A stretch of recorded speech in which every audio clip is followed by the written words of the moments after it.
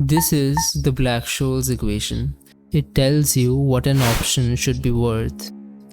Most people learn how to read it. Very few learn what it's actually for. In this video, I'll explain what it really does and how it's used to trade. When you first see the formula, it looks like a machine that prices options for you. You enter 4 things you can look up: the stock price, the strike, the time left, and the interest rate. But the 5th input, volatility, is the one you can't look up. Volatility is how much the stock will move in the future, and nobody knows that in advance.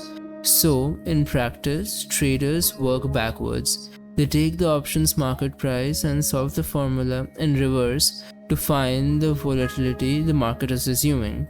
That result is called implied volatility.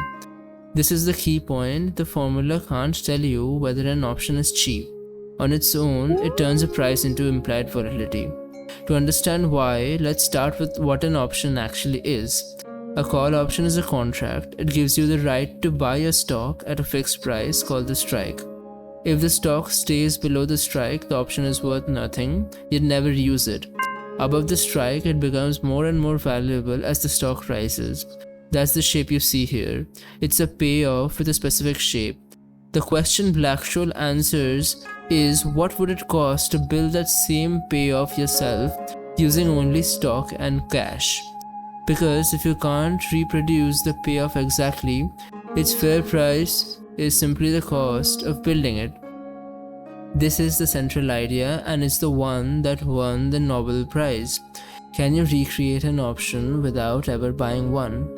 You can do it with just 2 ingredients: some shares of the stock and some cash. The amount of stock you hold is not fixed, it changes as the price moves. As the stock rises towards the strike, you hold more of it. As it falls, you hold less. You adjust continuously in small steps. Done carefully, the value of that stock and cash portfolio tracks the real option almost exactly. Eventually, the 2 lines converge. You've reproduced the option, and that fixes its price. The option must be worth exactly what it costs to build, no more, no less. Black-Scholes is just the exact cost of that process. But when you work it out fully, something surprising emerges. You'd expect a call, a bet that the stock goes up, to be worth more to someone who's bullish. Someone who expects the stock to rise should pay more than someone who expects it to fall. But that isn't what happens, because you're not just holding the option, you're hedging it, step by step with the stock. And once you hedge, the stock's expected return cancels out of the math entirely. The bull and the bear arrive at the exact same price. Their view on direction makes no difference at all. The term for expected returns simply isn't in the formula. What's left is a single quantity: how much the stock moves, not the direction, only the amount. That is volatility. So an option is not really a bet on difference, it's a bet on volatility. To manage a volatility bet, you need to measure how the option responds to different things. Those measures are called the Greeks. This surface is the option's value plotted against the stock price and the time left. Delta is the slope. It's how much the option's value changes when the stock moves $1. Hedging delta to 0 removes your exposure to direction. Gamma is how fast the slope changes. It's largest near the strike, and it's what lets a hedged position profit from movement by rebalancing as the price swings. Theta is time decay. An option loses a little value each day as expiration approaches. If you own options, theta works against you. If you sold them, it works for you. Vega is how much the option's value changes when volatility itself changes. Vega is your direct exposure to volatility, the variable that matters most here. Each Greek is one handle on this surface, so you can keep the exposure you want and cancel the rest. Here's how it comes together. The profit in an option positions comes from 3 sources: direction, volatility, and time. By continuously trading the stock against the option, a trader holds delta at zero, removing direction as a source of profit or loss. What's left is a position whose outcome depends almost entirely on volatility. If you own the option, you profit when the stock moves a lot. If you sold it, you profit when the stock stays calm. So the trade reduces to one comparison: how much the stock was expected to move versus how much it actually moved. That is, implied volatility versus realized volatility, which raises the important question: over time, is one side of that comparison consistently better?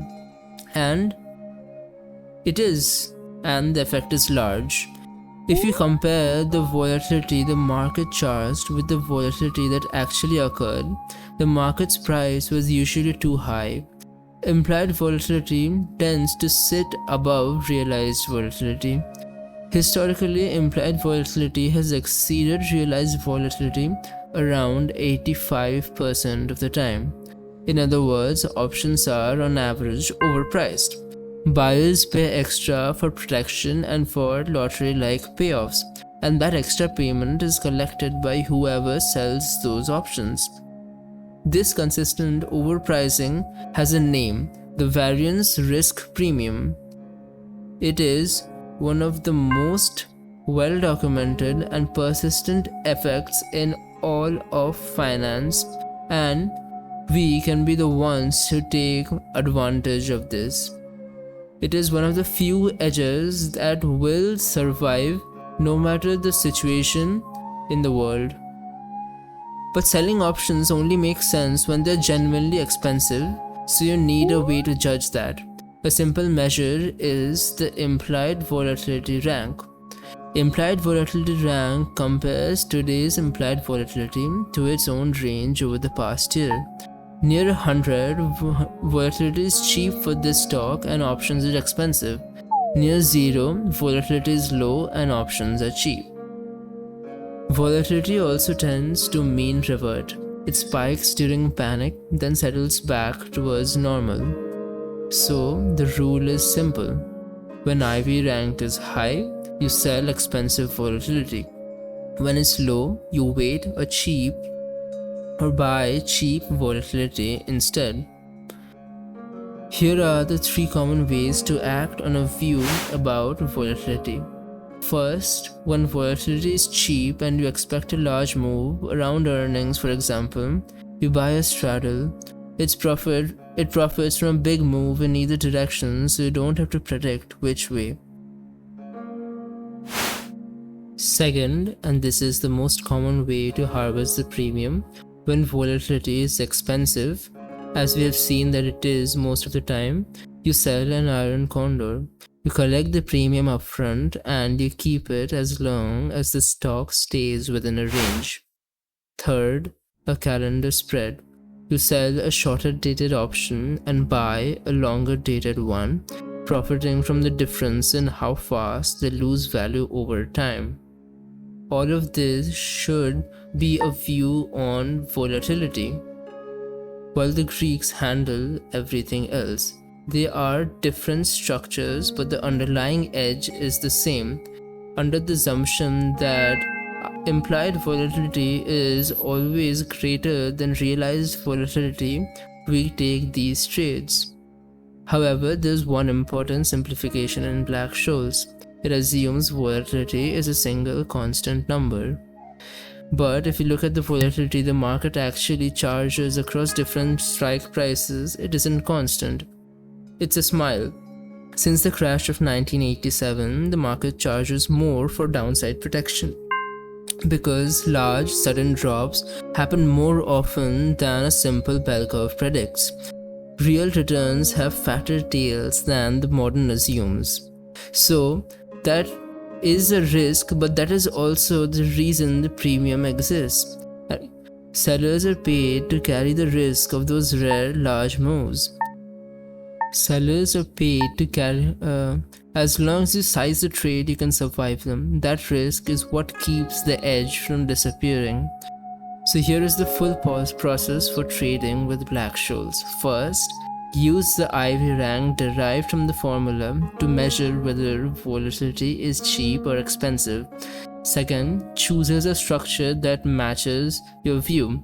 If implied volatility is much greater than the historical realized volatility at that time, then there is a 85% chance that the volatility will mean revert, and that's the volatility that you want to harvest. Third, hedge away the Greeks you don't want. We only want to make a view on volatility, not direction, so we hedge those away. Fourth, collect the premium that the market tends to overpay. That's the repeatable concrete process. So, to bring it all together, Black-Scholes is usually taught as a way to price an option, but its real value is different.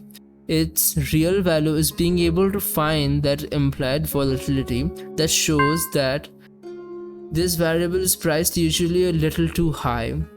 Direction is not predictable. Volatility is what the real measurable edge is. So the goal isn't to predict where price goes, it's to trade how much it moves. Thanks for watching. If you enjoyed this, make sure to like and subscribe, and I'll see you in the next one.